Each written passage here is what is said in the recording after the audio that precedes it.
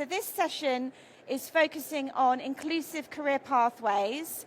GEM is what's called an IPSO, an Investment Principles Support Organisation currently, supported by the Arts Council. And this is one of our main strands of work looking at career pathways. And we're delighted that Jane Sillis, Director of Engage, is chairing this session for us. So thank you very much, Jane. Over to you. You can hear me. As Rachel says, I'm Jane Sillis. I'm Director of Engage. We're the National Association for Gallery Education, and we support the workforce, the visual arts workforce, so a sister or sibling organisation to the Group for Education and Museums. So I'm delighted to be chairing this session looking at inclusive career pathways into the museums and heritage sector. We've got an amazing panel here who will guide us through the next 40 minutes. And so just to give you a sense of what we're going to be doing over that time, Rachel Moss will be presenting the Group for Museums research on inclusive pathways for young people and early year practitioners into the heritage and museums workforce. After that, we'll have about 20 minutes in which the contributors will explore how the sector can become more representative of the UK population, and we'll look at some of the barriers which prevent that, which are often around lived experiences, which can be intersectional. And then we hope that we'll have time for some questions from the floor at the end of our session. But because this is a very tight time frame and we've got a large panel, as Rachel said, we'll be heading over to the GEM stand, all of us, and we can continue the conversation over there if we run out of time. So just to describe myself, I'm a white woman, I've got grey hair, I'm in my 60s, my pronouns are she, her. So I'm dyslexic, and I bring that experience alongside a working class background to a career of 40 years working in the cultural sector, and particularly my approaches to leadership. So I'm going to introduce Rachel Moss first, who is a freelancer and is the GEM Work Experience Lead, and she'll be talking about GEM's research.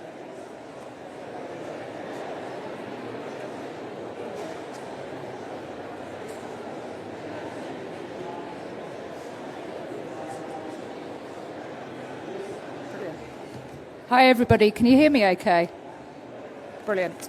Okay, hello. So my name's Rachel Moss. I'm a white woman in my early 50s. I have long brown hair tied back. I'm wearing glasses and I'm dressed all in blue and white today. My pronouns are she, her.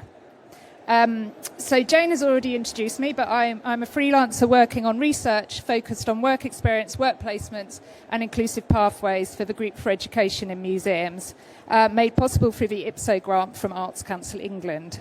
Last year I was here at the M&H show talking in more detail about my research. Today I'm going to do a very quick overview so you can hear from our amazing panel of speakers. So this slide shows a photo on the left of an SEND student on a work placement at Leeds City Museum, and a list on the right of the things that we've covered in year one as part of this research. So that includes conversations with lots of heritage people. It includes responses to a GEM survey we put out in autumn of the first year. Also, we had an online roundtable, a webinar for GEM members, and a briefing event for area and nation reps, who then went on to run sessions in year two. And in addition, we had two presentations at London network meetings, which included the Young People's Programmes Network and the Secondary Learning Network. And then this slide shows a photo on the left of a Museums and Galleries Technician Level 3 apprentice at Blenheim Palace. And that apprenticeship is accredited by Westminster Adult Education Service. And on the right is a list of the things we covered during year two as part of this research. So this included 6 GEM area and nation rep meetings, including Scotland, presentations at conferences, including the GEM conference and the Museum Heritage Show last year, 1 National Apprenticeship Week event back in February, and online, we've got an online toolkit. We've got a QR code coming up for anyone who wants to find that, which was a response to what GEM members wanted. So it includes things like case studies, lots of templates, different examples of what you could be doing. So this slide is all about our online resources. There's 2 QR codes with text above and an image on the right showing the front cover of the GEM toolkit. For our resources, the GEM toolkit is already online, and the latest GEM case studies publication focusing on career pathways in museums will be launched by the end of May, so watch this space. We have also recently launched an Inclusive Pathways microgrants programme for accredited museums based in England to apply for. It's up to £5,000 with the deadline on the 7th of July. Hopefully there'll be some people in the audience today interested in applying. So come and find me at the GEM stand to find out a bit more, and it is also on the website. We are also really keen to hear from GEM members, and more broadly, if you're not already a GEM member, what support you would like us to offer beyond this year. So please do come and have a chat with me. Or you can email me. Here's my details. So the final slide from me shows a quote from a participant in my research during year 1 with my contact details underneath. The quote reads, "You can't be what you can't see," which is a good way to lead on to our panel discussion today. If you don't know what jobs exist in museums, or you don't see people similar to yourself working in museums, how do you know that this could be a future career for you? So that's all from me. Hopefully meet some of you later, and I'm going to hand back to Jane. Thank you very much.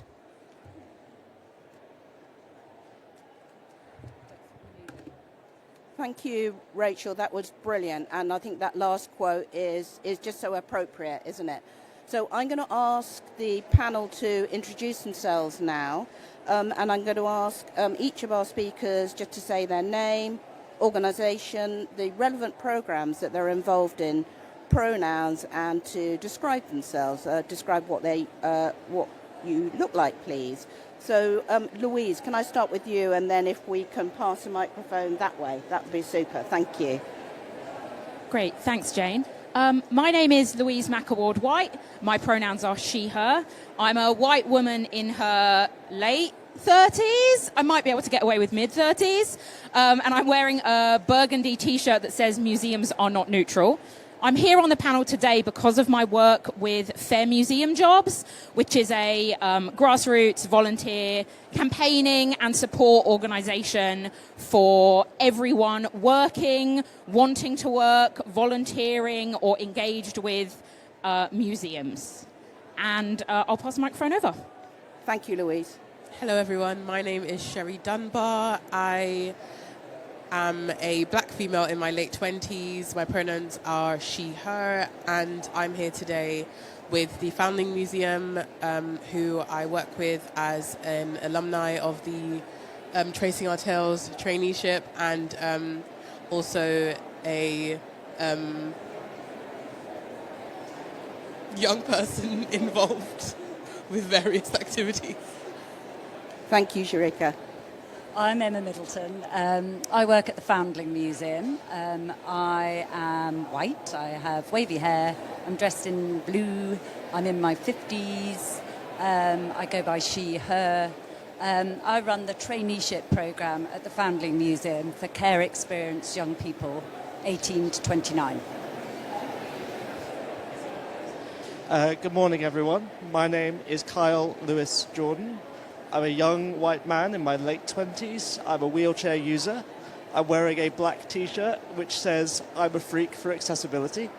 I'm here this morning as a former fellow of the Curating for Change programme, where I was based at the Ashmolean Museum and Pitt Rivers Museum in Oxford.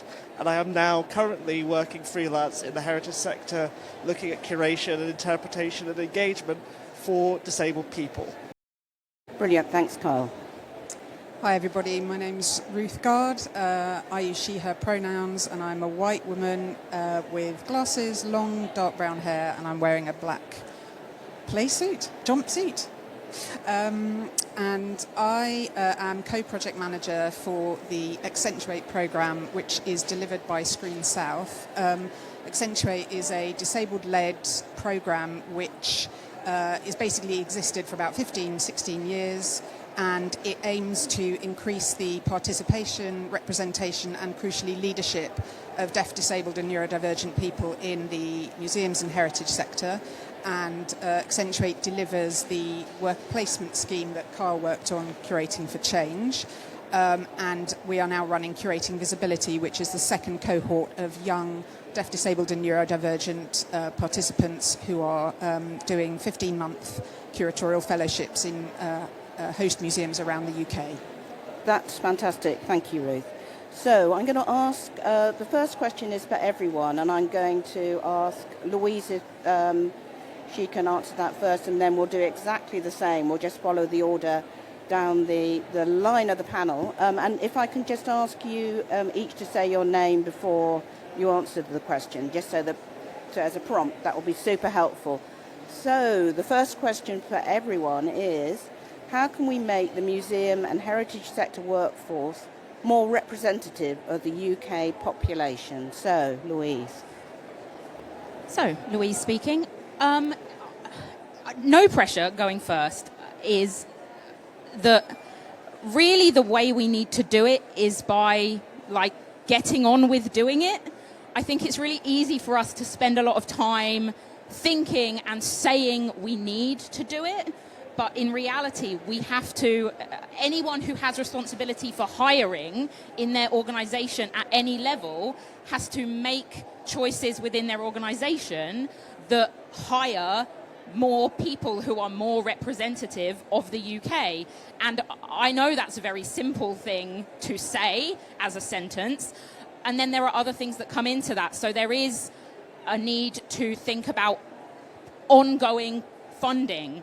Projects are great, but projects are fixed-term roles. They do not make the sector as a whole. So a lot of it is about the way that we think about funding and who is in jobs for a really long time. We are all working within a sector that has been going for 100 and some years.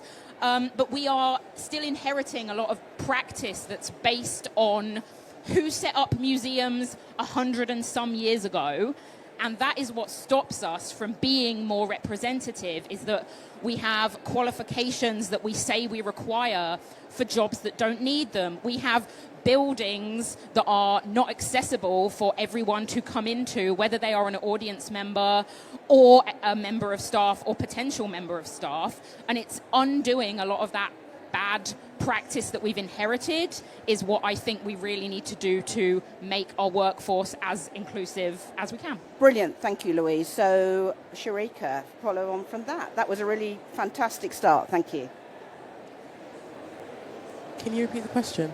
So, the question is, how can we make the museum and heritage sector workforce more representative of the UK population? So I think in terms of representation, it's all about access. I think if opportunities are provided for people to get involved and to access the sector, then you'll see a lot of more engagement and a lot more growth and innovation. I think sometimes it can be quite archaic in the way that it's structured and the things that are available, and it might not necessarily appeal to a younger audience or anyone who, thinks a little bit outside of the box. So I think having more creativity and more openness to expand it and grow and, to look at new ideas and new ways to approach things would be a great way to do that. I think across the board, this sector is one that I think can be quite underfunded as well, and any sort of financial progress is very limited. And so I think where there's no money, you also see fewer people who are able to engage with that arena. And so I think long-term funding is definitely something that's important, because it opens up an opportunity for access and for people to actually be able to engage and partake, especially in today's financial climate. If there aren't resources available, it's much more difficult for people to put time into something and dedicate any sort of time and effort into something that's not going to be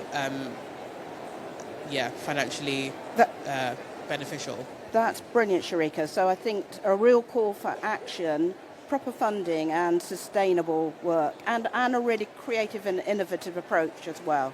Fabulous. That's fantastic. So, Emma.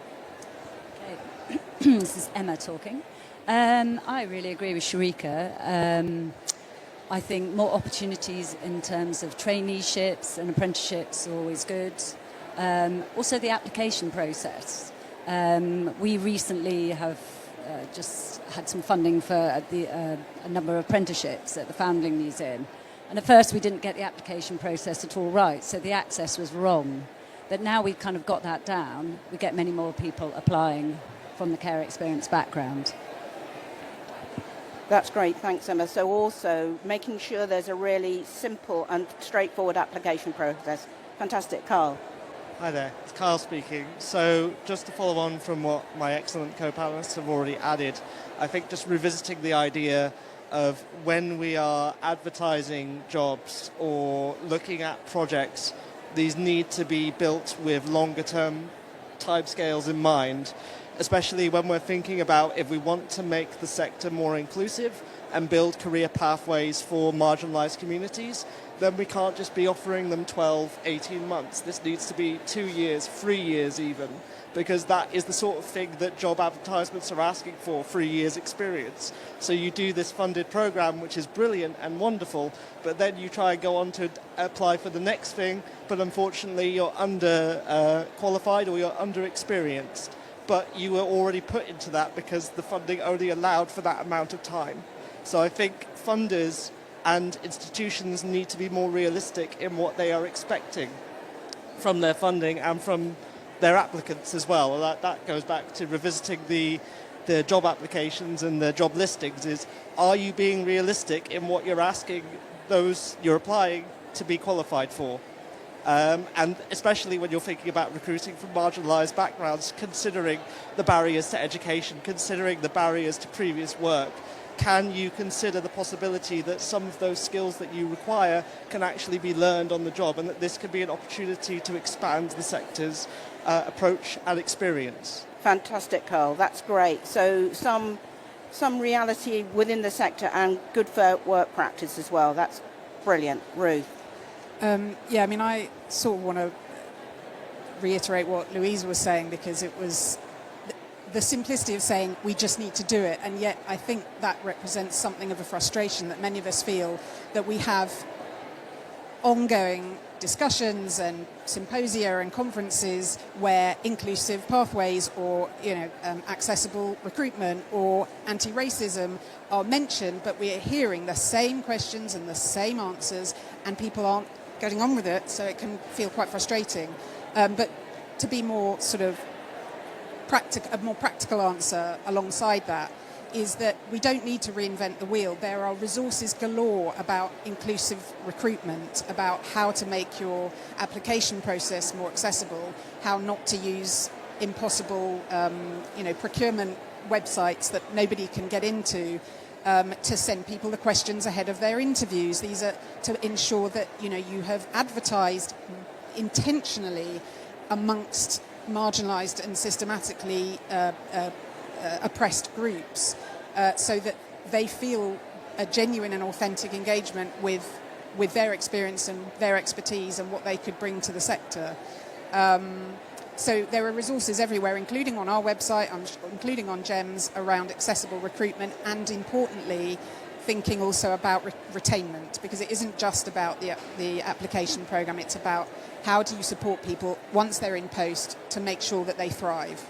Absolutely. So thanks, Ruth. And I think that's a really important point too, isn't it? It's about colleagues being able to thrive within the workforce. So the culture of the workforce feeling really nurturing, and I welcome your enthusiasm for urgent change, and also pointing out there's much brilliant work has been done already. Okay, so a question particularly now for Ruth and Carl. Why is it so urgent for the sector to be employing more deaf, disabled and neurodivergent people? That's a very big question, very important one. I'll try and keep it concise.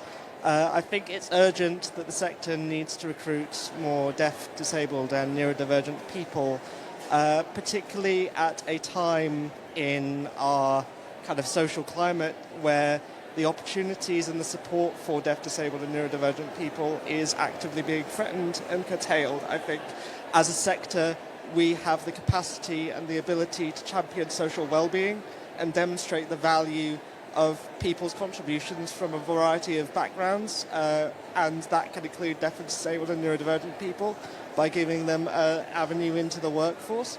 But I also think on a ethical and moral level, it is imperative that the workforce reflects a variety of lived experience. And from my own experience as a disabled archaeologist and curator, why I am so invested in telling the stories of disabled people throughout history, in my case, disability from the time of antiquity, is to demonstrate that disabled life has always been a part of human life, that it is not a divergence from the norm, but it is the norm. And that once we make a reckoning with that, we realise that our societies are built fundamentally from the beginning towards care, not towards profit, not towards power and making people, grander, certain people more grander, but that from our base instincts, we are here to look after one another. So I think giving that microphone, that space to disabled people to tell those stories in a variety of roles is important for promoting that diversity, not only in our own broader understanding, but also so that other disabled people can connect and see themselves as part of that wider whole. I think there's a social good there, but there's also a moral and ethical good there as well. That's brilliant, Carl. Thank you. So that culture of care is really critical, isn't it, Ruth? Sorry. Yeah. I would echo everything that Kyle said. I'd add that it's imperative because 1 in 4 people in the country identifies deaf, disabled or neurodivergent. So not incorporating that lived experience and that expertise is, it's obviously morally and ethically wrong, but it's also just disappearing 25% of the population. And, across the board, people should be able to tell their own stories and they should be leading in that role. So, having those lived experiences in the workforce allows that storytelling to be authentic and meaningful. But I think all my other points were pretty much covered by Kyle, yeah. Fantastic. And I suppose it's the cultural sector taking a lead, really, in terms of enabling those of us within the community to be visible. That's really, really brilliant. And if I might really quickly add, I think just to add about the climate that disabled people are facing in this country and have done for decades and centuries, we in the cultural sector, we have such a role in storytelling and getting people to think differently, to consider things in a different way. It's absolutely imperative that we're telling those stories at a time of such hostility. Absolutely, that's brilliant, thank you. So now I've got a question for Emma and Sharika. So how can we enable care-experienced young people to engage with museums as a stepping stone into future studies and employment? So I don't know who'd like to take that first. Emma? I'm going to start. We're going to sort of teamwork it together. So I run the traineeship programme at the Foundling Museum for care-experienced young people, as I said before, the 18 to 29. We run 2 traineeships a year and an alumni programme for older care-experienced people and an apprenticeship programme. The traineeships are 7 months long and they're 1 day a week and they're run by artists. So I'm going to tell you a little bit about the structure, and then Sharika's going to tell you a little bit more about the transferable employment skills. So the traineeship structure is really simple. The first half of the traineeship is all about learning art skills to their own level. So young people learn a range of art skills like textiles, claywork, printing, painting, installation. And then they have lots of exposure to teaching.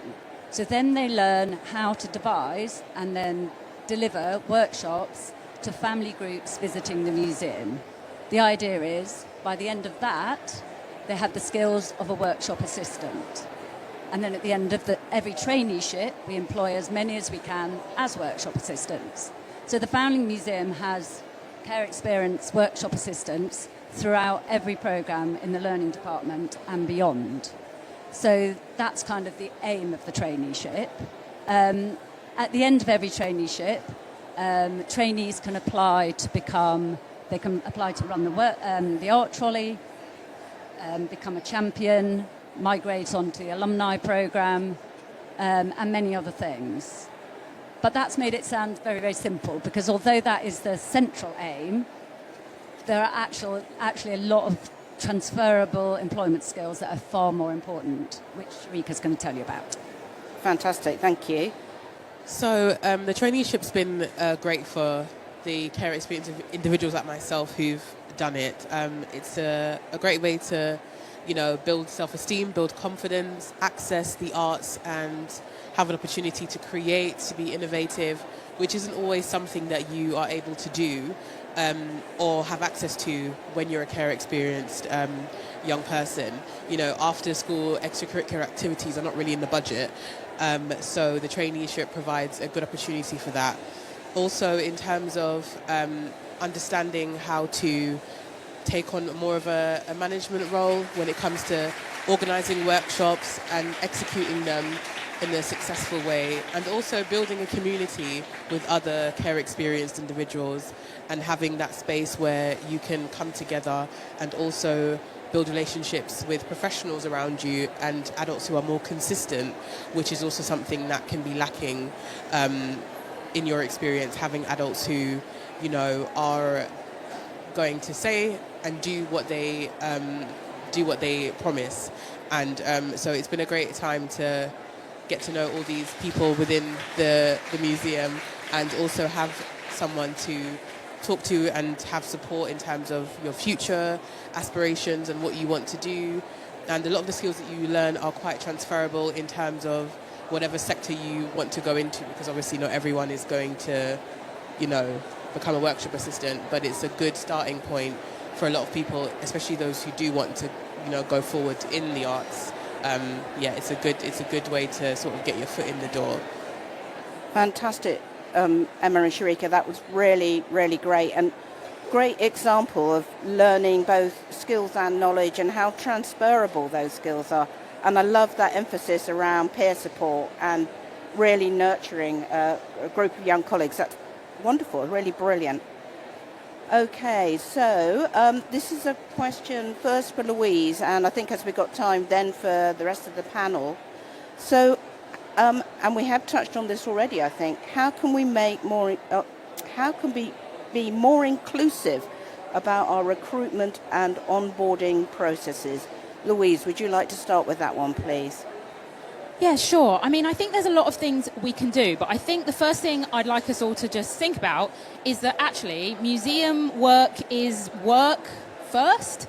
And I think I'd really pick up on what Ruth said about there is good practice outside of our sector already. Like, museums are not at the forefront of inclusive recruitment, really. There's a lot that's already happened elsewhere, I would say. So I think the first thing that we can do is realise that we don't have all the answers already. There are a lot of resources in the sector, definitely, but we can also pick up what other people have done and do what has proven to work elsewhere. And I think the other thing that I would say people need to do if they're in a position to recruit, the first thing people can do to make it more inclusive is slow down, stop and think about what you're going to be doing in that recruitment process. So don't just get the same job description you've used to recruit for the last 3 times you've recruited for that role, put it in the normal places that you go to recruit, and expect to get a different result. You're not going to get a more inclusive result by doing the same thing you've done that hasn't got that result. So I think slowing down and thinking, in your job descriptions, what is every point of this saying? Who am I excluding by having this criteria? Who am I disbenefiting by recruiting in the way that I recruit? And then kind of unpicking that will really kind of help you. And then the other thing that I would say, the last thing I would say is listen to people who give you feedback about your recruitment and onboarding practice. Like, nobody is going to know better how to make your practice more inclusive than somebody who has experienced it being not inclusive. And that does not mean take advantage of people's lived experience, but it does mean listen when someone tells you something that you could do. If someone's asking for a reasonable adjustment, give them that reasonable adjustment. They know what they need to do their best when you're recruiting them, when you're onboarding them. So we just need to slow down and take more care, and we'll be able to do this. It isn't rocket science. It isn't. Thank you, Louise. That's really helpful. So I think giving yourself time, looking at the practice of others in outside of the cultural sector, but also just really listening hard to feedback, which is, I think, one of the most challenging but important things to do. So I'll just ask if others have anything they'd like to add to that. So if I can just sort of go down the line. Sharika, do you want to say anything more? Sure. I think an important aspect is also looking at the diversity of individuals and seeing that as a strength. Like, for me personally, my neurodivergence is a strength in many ways. It can be a hindrance to me in some ways, but it allows me to think outside the box and be creative and innovative in ways that I think can be helpful in many roles. And so I think instead of looking at people and seeing limitations, look at their differences and see it as something that's going to be a positive contributing factor to that work environment and approach it in that way. Brilliant. So kind of really looking at the assets, which is a great approach. Emma, or do pass it on to Kyle? Ruth or Kyle? Hi, it's Kyle speaking again. So just to really follow on from what Louise and Sharika were saying, I think, like Louise said, slow down, read your job description. Are all the things that you've listed as essential and desirable in the right order, in the right place? And which of those could you say, oh, actually, that one could possibly be learned on the job? Is that one that really needs to be the starting place there? Thinking more specifically about accessibility when it comes to recruitment practice, when it also comes to how you want people to apply, think, oh, do I just want a standard CV and personal statement, or can I break this down into easier bite-sized questions that people can fill in with a guided word limit? Or could I perhaps open up to allowing for a video entry for people to use? So when I applied for Curating for Change, for example, I did write a small personal statement because there were some questions that we were given, but I also submitted a video. And it was actually, I was told by my line manager at the Ashmolean Museum that was the clincher for me, as well as how I performed in the interview, but that was the thing that sold them, was being able to see me and hear me speak about my passion for disability in heritage. That was the thing. So think about that for yourselves. Is that something that can not only open up opportunities for a wider variety of people, but also give you the chance to really reflect on your own recruitment processes? And then just very quickly as well, in terms of onboarding, it is one of these things where as soon as you've recruited someone, I think setting aside that time to have that induction process, as we called it in Oxford when I joined, where I got the chance to come visit the sites, meet all the people that I was going to be working with, figure out what spaces worked for me, what potential barriers there were going to be in terms of the physical space. So immediately we identified that the lifts were going to be a problem, and hey presto, as soon as I started, one of them broke. But we knew that ahead of time, so we knew what the backup was in the event that happened. And so actively incorporating that lived experience, kind of what Louise said when taking feedback on your recruitment process. Think about that in your onboarding process as well. particularly when it comes to deaf, disabled and neurodivergent applicants and potential new hires? Thank you, Carl. And I think all of those tips would be good for everyone. Really, really supportive of anyone applying for a job. So that's fantastic. Ruth. Yeah, Ruth speaking. I mean, I would go back to what Louise said about good practice. I mean, I'm just going to flag that on the Curating for Change website, we do have a resource to download around accessible hiring and retainment of deaf, disabled and neurodivergent staff. But we're not the only one, and I'm sure other resources are out there. But I think, some obvious, to us things, include, as Kyle said, that people can apply by writing, by video, by BSL video, by collage. That was very specific in our specific work placement scheme. We had easy read materials as well. And again, thinking about that in terms of all applicants, not sort of siloing things, giving all applicants the questions ahead of time, irrespective of how you identify, is really useful.